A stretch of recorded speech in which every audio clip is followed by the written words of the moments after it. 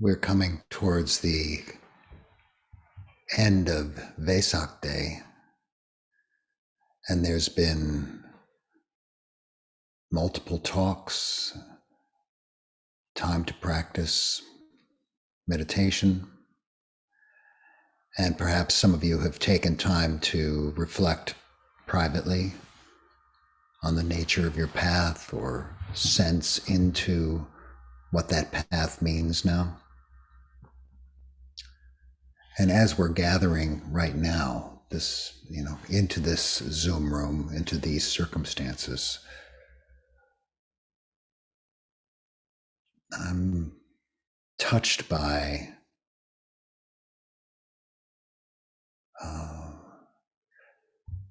the kind of the humanness of our being in relationship with each other. The kind of where each of us has a life. Each little postage stamp of a human being,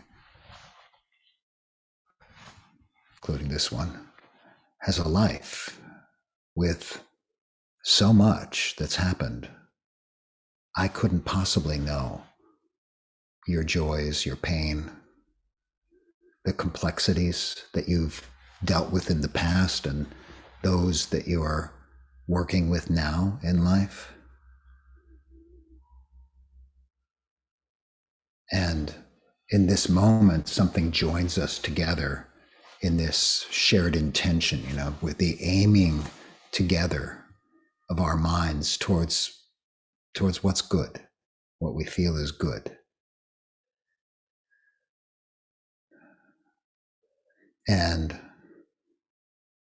we're aiming our minds towards the good with each of us, having life the way it is with all of its complexities and difficulties. But we come together in this.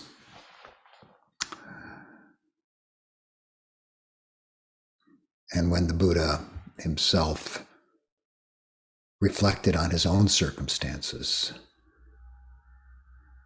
and what motivated him to leave a reasonably comfortable life, that's the stuff that we experience, the complexities that we experience, the classics of aging, illness, and death, of course, but just the challenge of being so sensitive and being in a world, a relational world, where other people are just as complex as we are. And in my talks, I used to talk about how the brain, the human brain, is the most complex thing in the known universe. And then I'd say, and so you get the most complex thing in the known universe, and you take another one of them and you put them together. What are you going to get, And because I don't like to live out my own cliches, I let that one go. But it's pretty powerful right now. It feels to me like here we are together, each of us, this life so nuanced. And yet there are the common threads that make something like the Buddha Dhamma possible. What is it that's being named, that's being pointed to in these teachings that can touch your complexity and mine and yours and yours and yours? In Thailand, in Nepal, in China, in North America, in Europe, in the year BC 200 and AD 200 and AD 800 and AD 1400 and AD 2021, in a pandemic, in racial strife and injustice, economic inequity. It's all holding something similar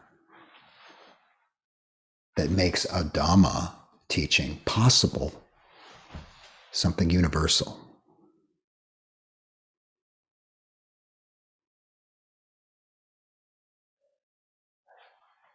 If we really allow ourselves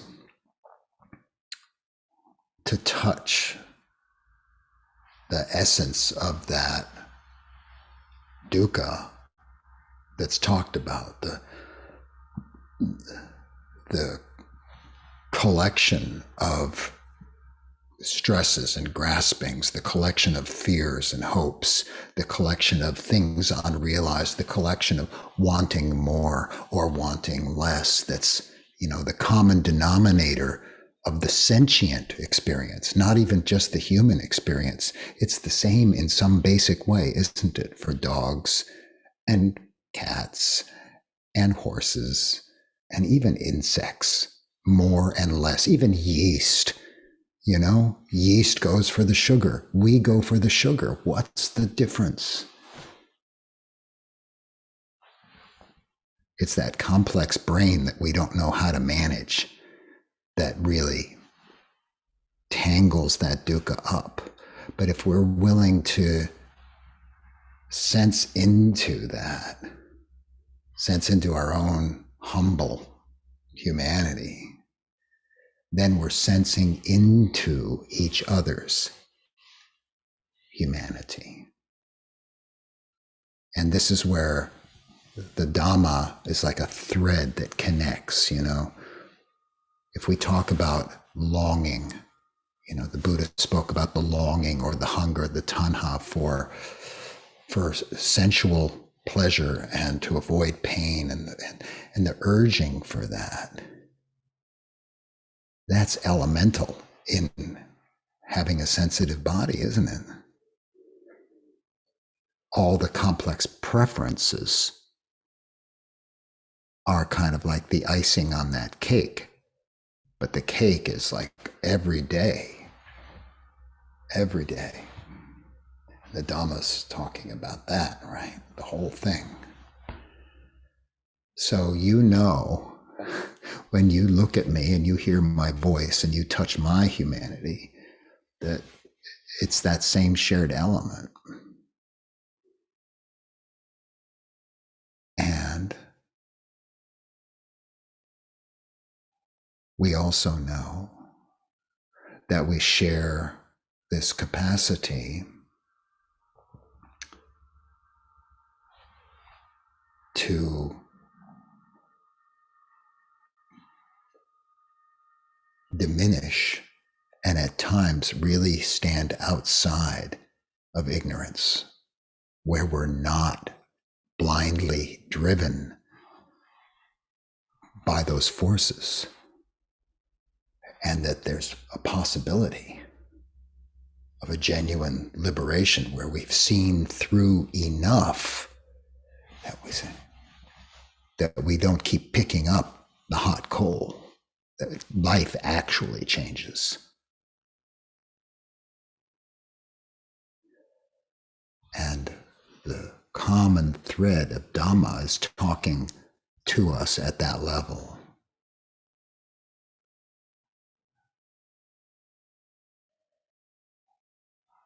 So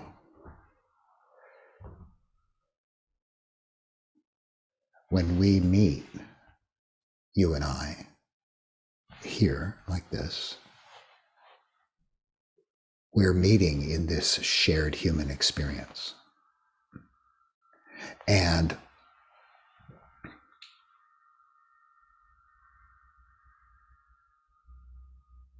there's enormous power in that. And that's what I want to talk about today. The power of spiritual friendship. Harnessing the power of our relatedness for freedom.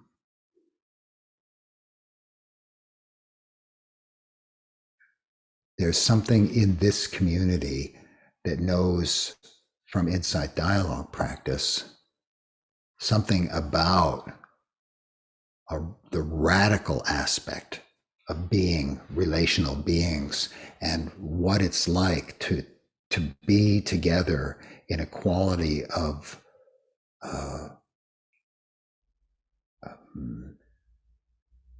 not being ensconced, solidified in self, and still being in relationship. And so the shells of two separate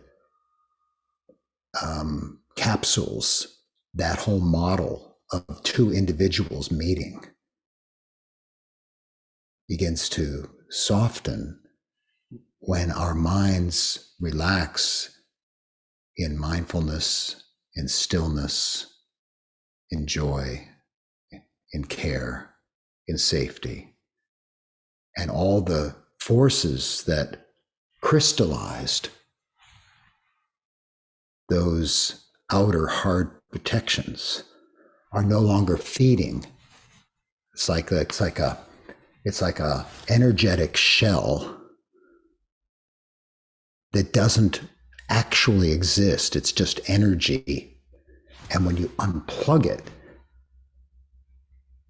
there's nothing there. And when we meet each other without those barriers, even for a moment of insight dialogue, as the body minds settle and remain awake and present, not settle into sleep, settle into an awareness that's not grasping, that has some passaddhi, some tranquility, some samadhi, some stillness, gathered quality. And yet here we are without those shells. And what is noticed is the essential relational quality of awareness and awareness.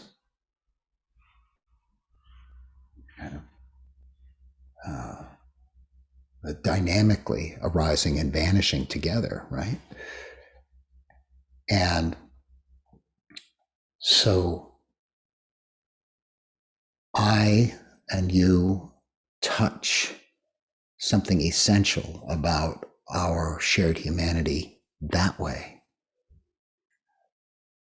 And when I recognize that, when you recognize that capacity, that nature of relational sensitivity, when we actually feel it and experience it, we realize it's not unique to this specialized meditation practice and specialized mind states. It's a living, essential quality of being human. We've just uncovered it because we got mindful and still enough.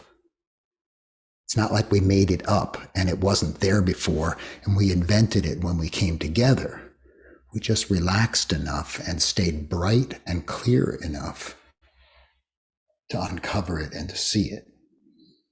So it's here right now, for example.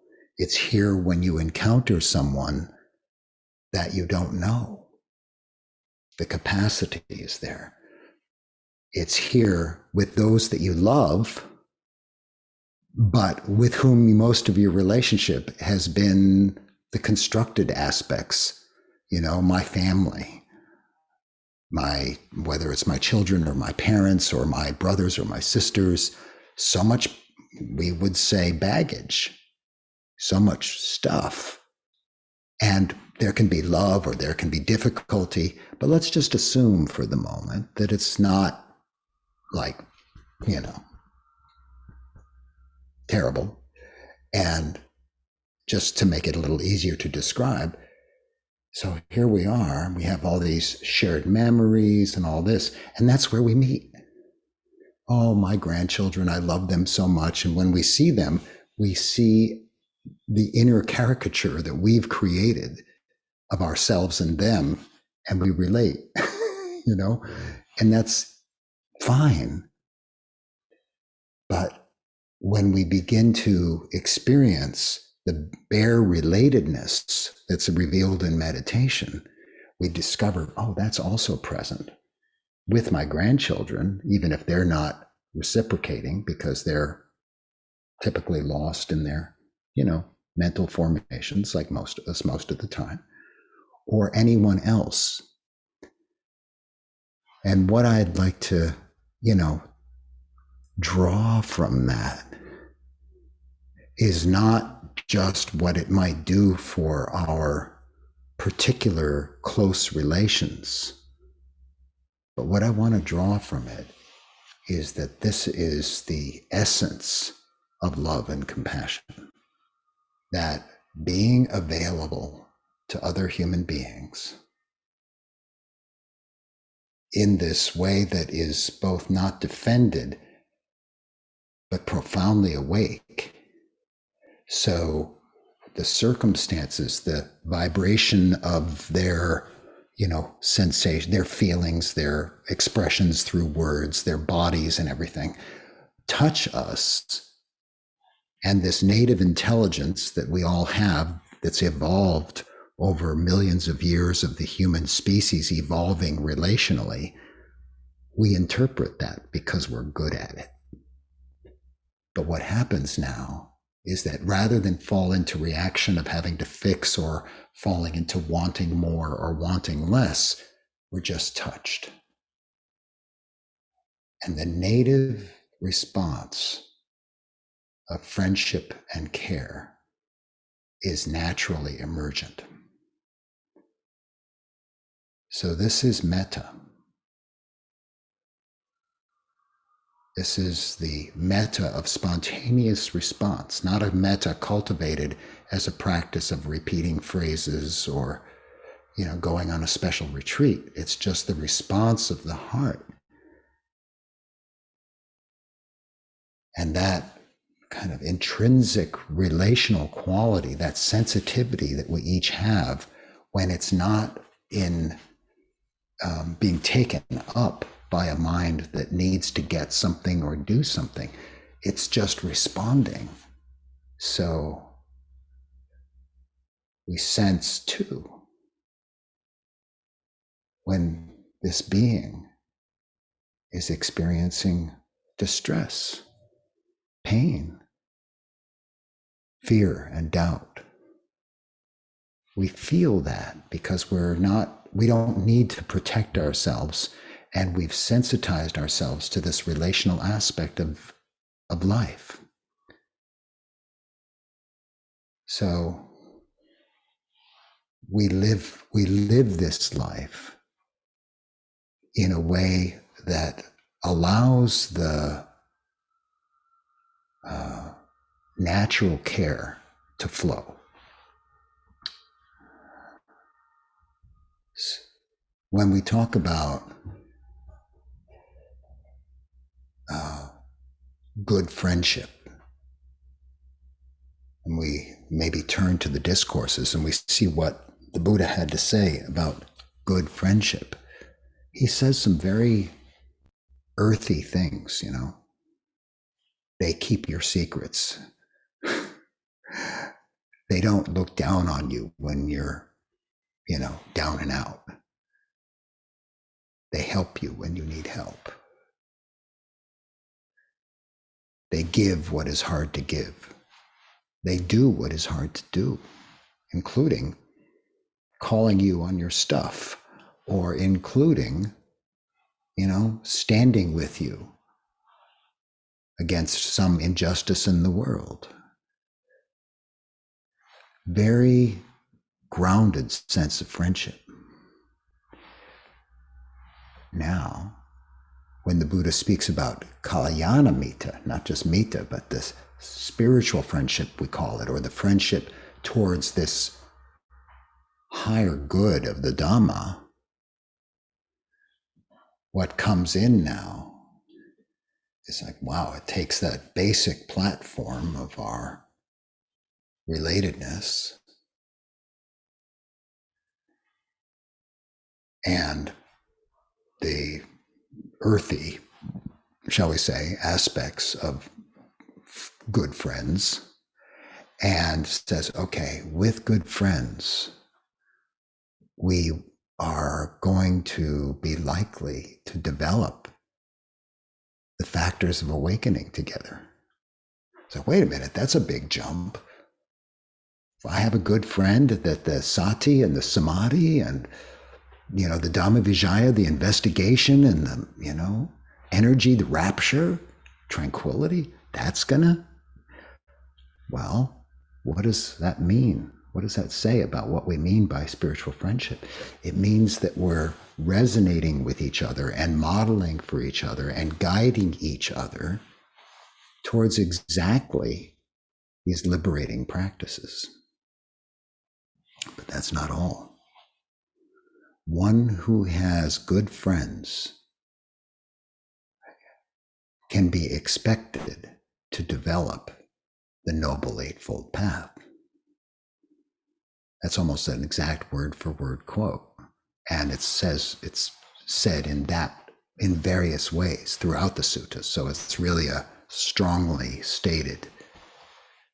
So here we have this basic relational, the power of our relatedness, the sensitivity to each other, which is, again, I always like to point out that this is operating now. As you listen to me and as you see me and as I see you, as you maybe look at the other faces on the screen, there's a sensitivity and a discernment regarding other people, because that's what we needed to develop as a species to survive and thrive. Our neural systems, our hormonal systems have relational structures that support this, and this powerful mind that's supported by this complex brain and all the hormonal responses that make a body mind have the experience of thinking and feeling is exquisitely attuned to social context, special features in the brain for facial recognition. Hormones or for relational bonding. This is structural stuff. So getting back to spiritual friendship, one who has a good friend can be expected to develop the Noble Eightfold Path. It's not an empty statement, it's a very specific, clear statement. So the power of that friendship, the care that comes, the social support for remembering to develop the sati, for remembering a moral life,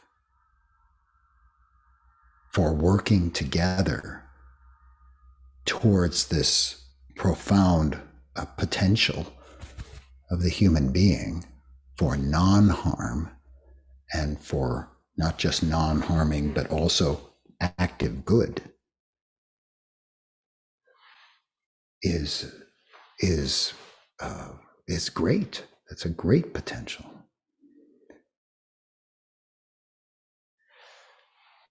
So here we are gathering on Vesak, which is a Buddhist context, a Dhamma context. And so our minds, all of us here, are sort of aimed by that, a sort of a felt intention or a direction. And we have a sense of doing this together. Right now, I'm one of your spiritual friends, and I'm offering these reflections. So we're practicing right view together, listening and speaking about this Dhamma, this human experience. And the whole purpose is, to apply this power of our spiritual friendship and writ large community to this awakening in the world.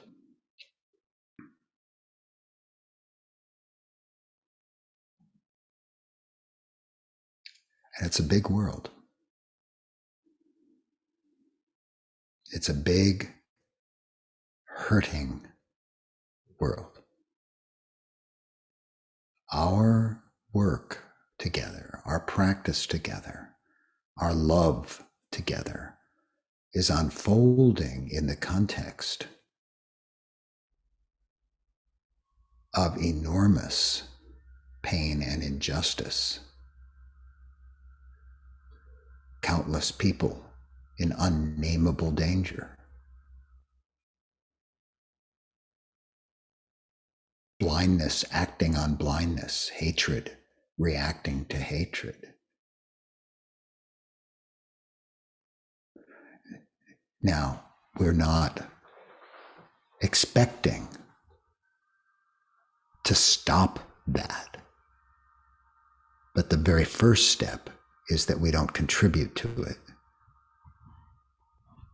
And then the question is, can we proliferate the good that we touch? Can we share it, or does it stay in a privileged container?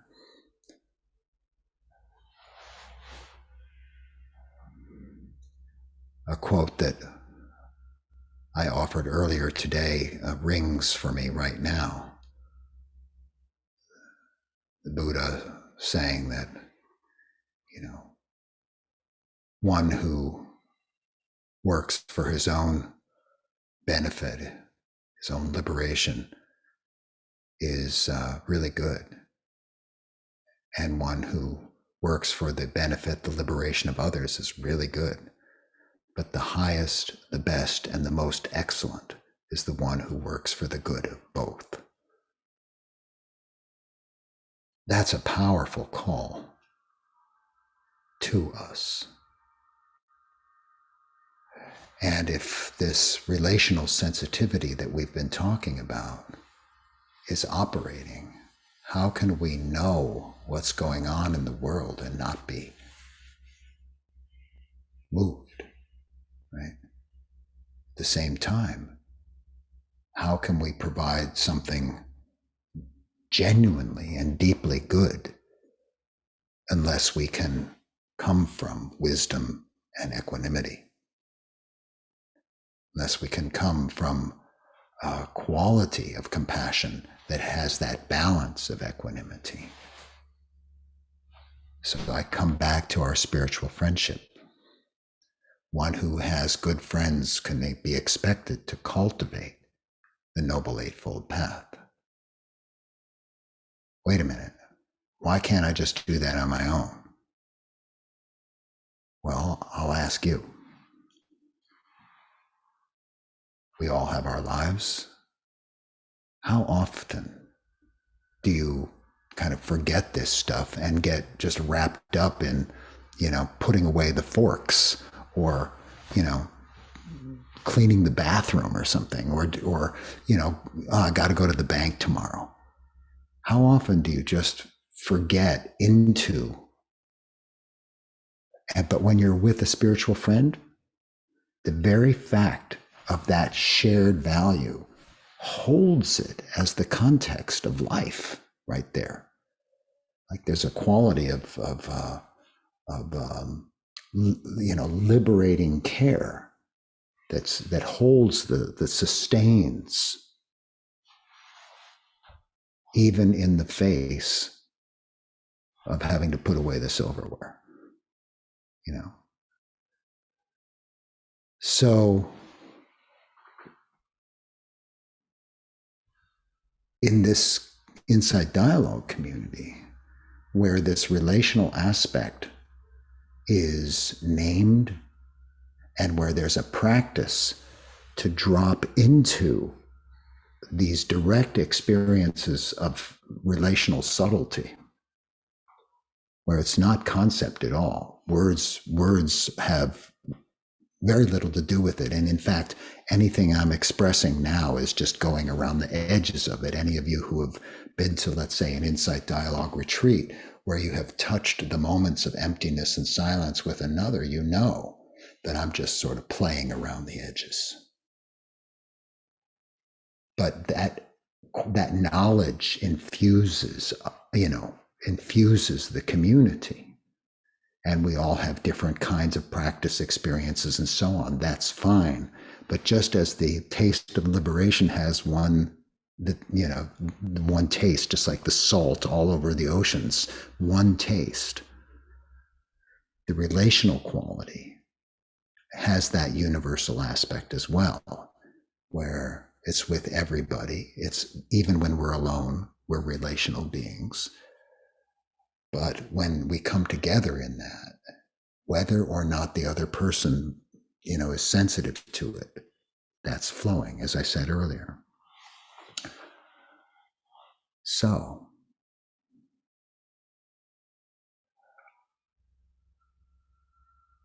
what's to come of this for you? This is Vesak Day. It's a day of recommitment, a day of examining the path, a day of performing acts of generosity and kindness. It's a day of reflecting on the Dhamma and saying, hey, is this stuff important to me? Is it running through my life?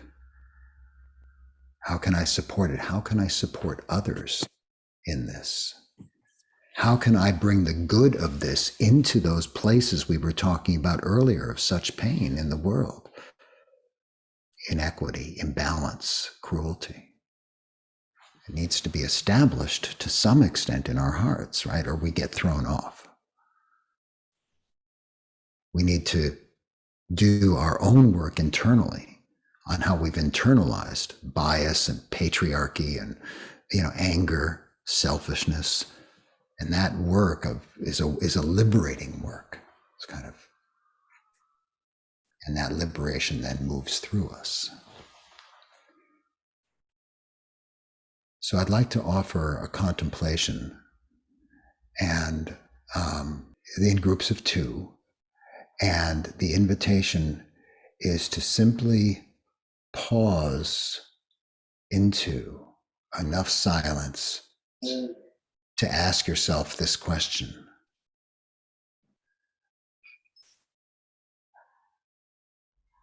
How am I moving, and how am I moved in my life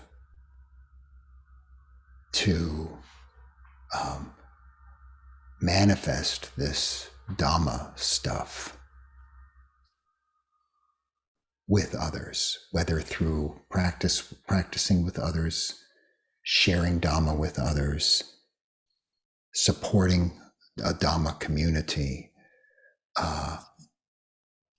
benefiting from relational practice. How does the relational aspect of what the Buddha set in motion alive in you? Okay, very, very simple question. And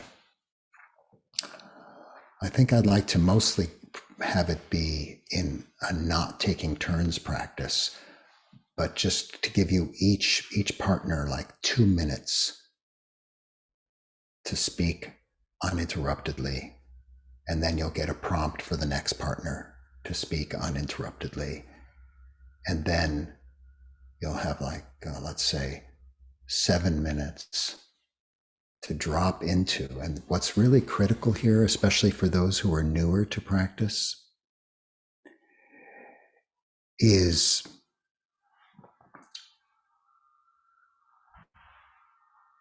taking the time to pause and reflect on this question. How is this relational Dhamma moving through me, inspiring me, going to be in whatever way it would come into your life, into your formal practice? How is it moving through me? And just sit and find that truth that's in your body, so that we don't just speak from the head. That's enough. Pause and speak the truth. Okay? I hope that that's good. I hope that's beneficial. And I'll ring a bell to help you begin your practice.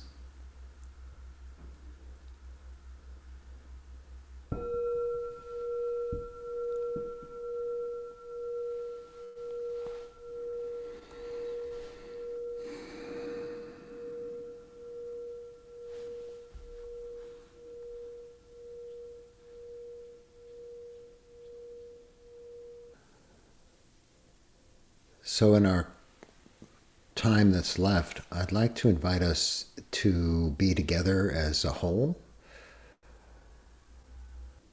And so maybe just to invite a continued reflection, but in particular, the power of community and why might the Buddha have said to us, one who has good friends can be expected to cultivate the Noble Eightfold Path. Is that what we're doing together? So I'll leave it at that for now, and let your practice support you.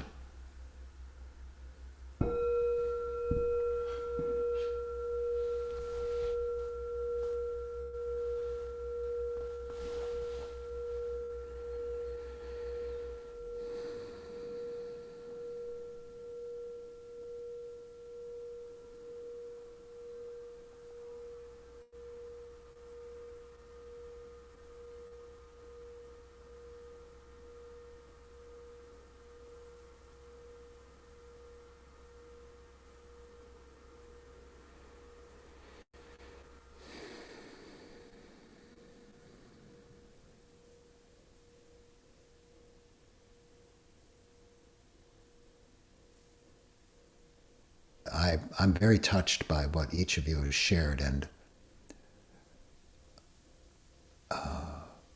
it really points us to the power of joining together in what's good. In the language of the path, it's the practice of right intention. And something extra powerful is shared intention. When minds align towards something. And I'm especially touched by this recognition that was just shared that this is unusual, and how sad that it's unusual. So when we think about suffering in the world, when we think about so much alienation and loneliness and so much, as was just being shared, like the closure that comes with reaction, with hatred, with protection, and that's what's normal, and to let that touch us, like, wow, that's a lot of pain. That's 7 billion times that little thing is like, pew. It's the pain of the world, and it's maintained in social systems and value structures. Cultures carry it. Media carries it. And so when we think about the suffering of the world, we, in the Dhamma, in the protected place like this, a privileged place,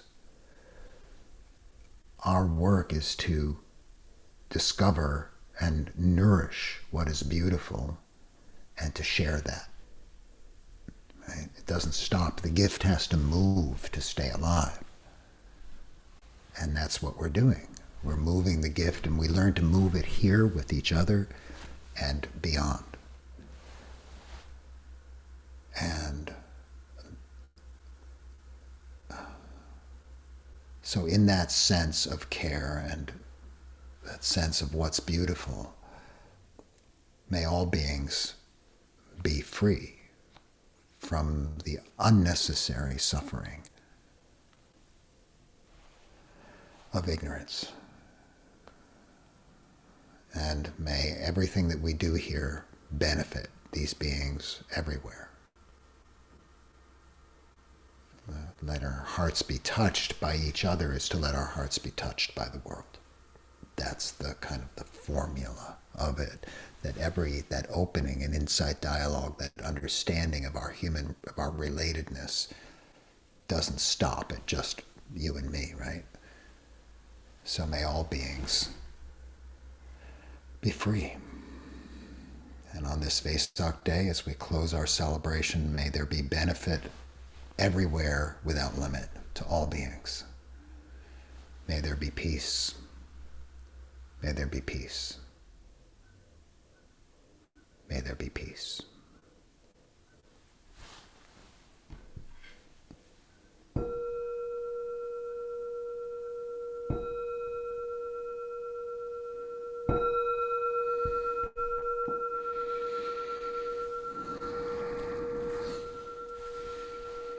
Well, thank you, friends. Happy Vesak Day.